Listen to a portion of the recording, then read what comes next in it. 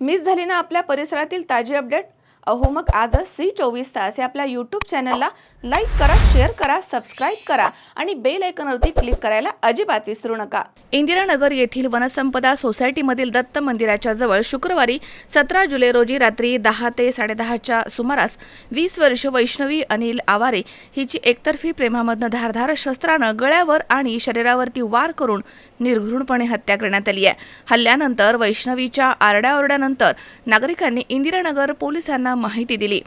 Police उपायुक्त किशोर काळे, वरिष्ठ police निरीक्षक मनोहर कारंडे आणि सहाय्यक पोलीस निरीक्षक सुनील अंकोलीकर यांच्यासह पोलिसांचं पथक घटनास्थळी दाखल झालं। पोलिसांनी घटनास्थळाचा पंचनामा करून चाकू जप्त केलाय।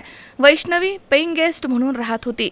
तिच्या मांडलेल्या भावानं 2 दिवसांपूर्वीच तिच्या जीवाला धोका असल्याची तक्रार इंदिरानगर पोलीस ठाण्यामध्ये दिली होती। त्यामुळे तिला सुरक्षित ठिकाणी हलवण्यात आलं होतं। मात्र आरोपीनं तिचा माग काढून रात्री हल्ला केल्याचं समोर आलंय। दरम्यान या प्रकरणामध्ये संशयित साहिल अशोक लाव्हारे हा हल्ल्यानंतर फरार झालाय।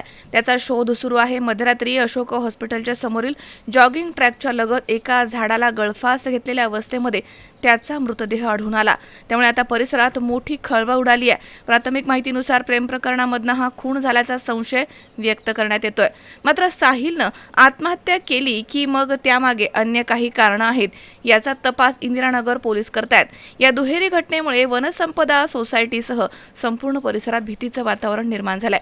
किरण आहेर, C24 तास, नाशिक।